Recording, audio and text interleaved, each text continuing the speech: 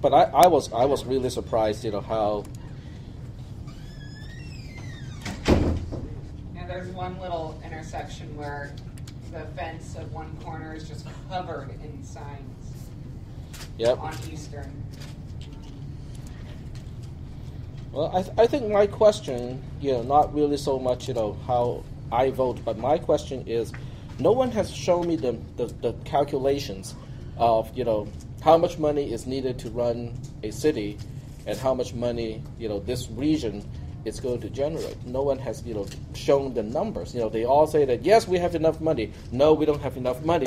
But no one has actually shown me a spreadsheet of, how much property taxes are we collecting. Now, property taxes are fairly constant, okay, unless you have a sharp decrease of population or exodus from a certain area. A property tax is like, pretty much constant. The part that is not constant is business, okay? When they first talked about, forming, the cityhood, that was when Fulton and Auburn, they were both populated by brand new car dealerships. I remember Meta has a whole bunch of, dealerships on Auburn, and then on Fulton, the Mazda dealership was still there, and there were a couple more, dealerships on Fulton. And some of those car dealerships are not there anymore. Okay, I have no idea what happened to them, but if you drive on Auburn, where you find a lot of new car dealerships, some of those lots are completely empty. They're not even replaced by used car dealerships, they're just completely empty at this point. Okay? Several years ago, there were proponents and also oppositions, that talked about this in my neighborhood. They have a neighborhood, forum, that talked about everything. And it was pointed out that a significant portion of the income of the Arden Arcade area would have come from the car dealerships. Okay, so with most of the dealerships actually not being there anymore, the question is, will there still be enough income, from the area itself, not to only provide, the current level of services, but also to even increase it, because that's what the Yes on D people are promising, is there'll be an increase of service with no new taxes. Right. So I just haven't seen the numbers, There can't be an increase in service with no new taxes. There's no way they can. Well, they think they can spend the money smarter, than the county currently doing. So, but no one has shown me the numbers. And I was also somewhat surprised that firefighters, played a major role in terms of, supporting, this candidate and supporting this measure and so on and so forth. I was just kind of surprised that, they were out there in the front line. So several things, kind of made me feel uneasy about it.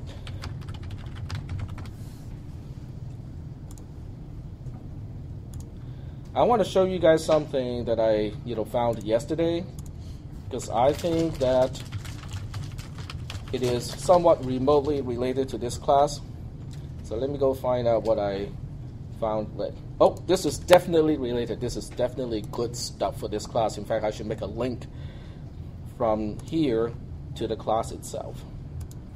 Okay. Apparently, there's a company called Passmark that makes benchmarking software. Now, I'm not really in the PC market, doing benchmarking and stuff like that. Has anyone heard of this company, Passmark? No. Apparently, they don't just sell the software. They also collect data. In other words, they will sell the software, but when you run the benchmark on a particular piece of hardware, they will ask you whether you want to turn in your benchmark to their centralized database. Okay, so it really does not contain any private information, but it is good information for other people to know. But they have benchmarks on CPU, video card, hard drive, system, and even security reports. I was actually kind of surprised. I was only in the market to find find some new hard drives, and I found this particular site. So when you go down here, they have multiple ranges of hard drives, because if you go to hard drive benchmarks, They even separate the hard drives into high-end, high to mid-range, and mid-range to low-range. DrTech.org as a website, as a machine, is like a 6 or 7 year old machine from Dell. My hard drive was found about here, just about as low as you can go. Okay, it's one of the first generation serial ATA drive, and the speed was like bad. I mean, it was just bad. And it was actually consistent with my own test on that particular hard drive. It was actually fairly consistent. On my desktop computer, the current desktop computer has a hard drive that is about here, okay, which was kind of slow because I have to reburn the live DVD images, and that actually has a lot of disk input-output operations. I can see because I can graph it, and you can tell how much time how much time a program is spending on processing time, how much time it is spending on waiting for input-output, waiting for the hard drive to have data available, and so on and so forth. And I can tell most of the time it's just waiting for the hard drive. The processor was hardly being utilized. And as a result, the CPU temperature is like ambient. It was not even high when it should be high. So I was looking for a better hard drive and a better RAID controller. And that's how I found this chart here, the high-end chart. And you might think, Tech, maybe you have the money to buy some high-end hard drives. I can tell you, I don't have the money to buy high-end hard drives either. I got 2 kids, and well, that's a pretty good sink of money. My flute is broken. I need a new one. Just cut it off. It'll be alright. We'll get them prosthetic. It'll be fine. I can't play that note. And all my friends can. Okay, so there's one drive here that stood out. I cannot remember the model number, obviously. Samsung. Okay, I think I can remember XJ. Yep, there you go. Oh, where is it? There we go. Nope, that's the other one. The 502XJ from Samsung. It is about in the middle of this entire range of hard drives. In fact, about here, you are already starting to see some of the SSDs, some of the solid-state drives. Okay, we talked about solid-state drives to be fast because they don't have any seek mechanism. There's no rotational mechanism. There's no seek mechanism, and as a result, it should be like really fast. The seek, when you change from one sector to the next sector, there's no time. There's no latency whatsoever. OCZ only makes solid-state drives. They don't make the typical rotational drive hard drives.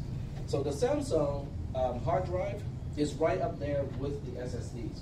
Okay, so you might be thinking, well, Tech, maybe you can afford these, $500 per drive deal. If you give me $500, I can buy you 10 of these. $55 each from Newegg at quantity 1. I'm pretty sure if you buy 10, they can make a deal. And what's the size of the hard drive? These are 500 gig ones, okay. So they're not really big drives, but they are fast. They are fast for one reason. The platter is a high density platter. Okay, this is a 500 gig hard drive. It only has one platter inside the hard drive. Most hard drives have 2 or 3 or sometimes even 4 platters. This one only has one, which is telling you the platter is very high density. It is packing a lot of bits in a very small area. Now that is advantageous because now your drive head can be lighter because you don't have instead of having 4 disk heads like this moving at the same time, which is a lot of mass, and that slows it down. Your head is now just 2. Okay, one on top and one below. There's a lot less mass, and it can move faster. It can settle faster, and as a result, the seek time is improved. But the rotational time is also improved because the density is higher. Well, the rotational delay does not change, but the transfer rate increases because with one sweep, you can now transfer more data than with a lower density platter. So I was actually pleasantly surprised that a drive kind of up into this range is only $55 each. It's got 5-star ratings too. Yep.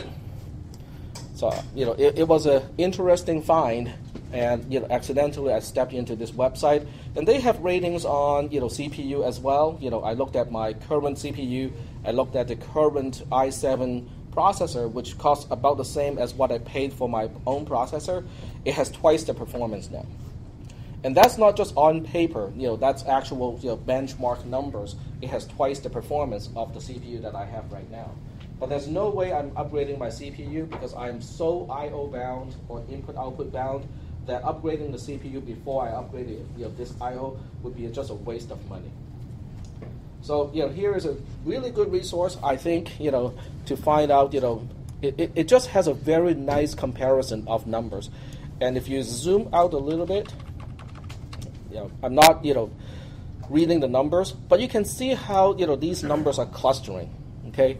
800 is about here, and if you have the money, you can actually go all the way up, but then you have to pay a lot more to get an increment to much higher end, type of hard drives.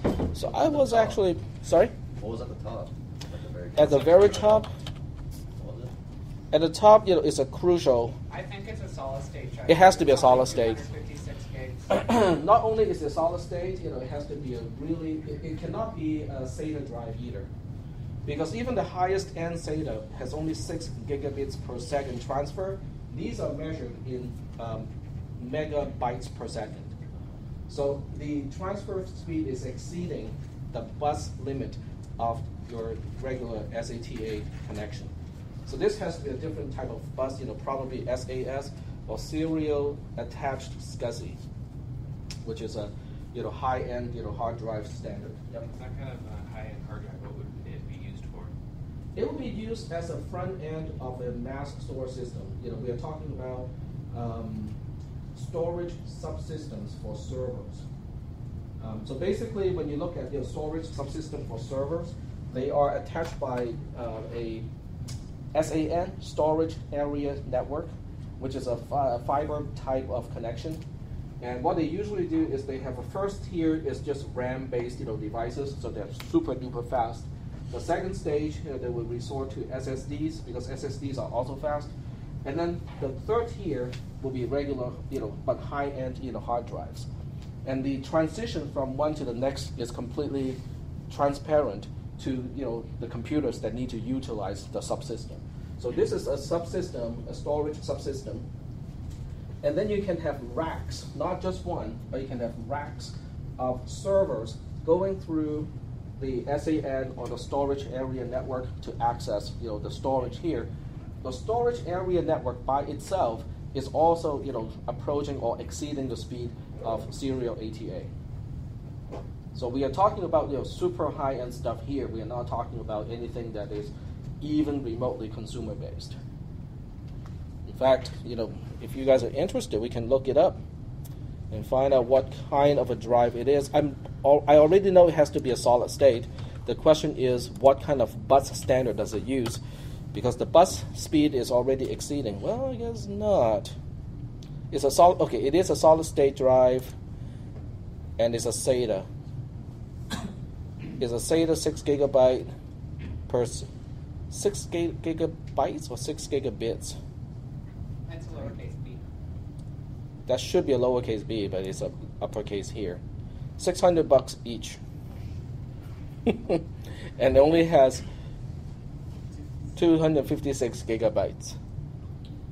So that's pretty expensive. That's that's expensive stuff. There's some for $525 on Newegg. Still too expensive. Yeah. Yeah, but that would make a system really, really fast. Okay. Any questions? Yep, go ahead. It seems like one of the first one's an infinite loop.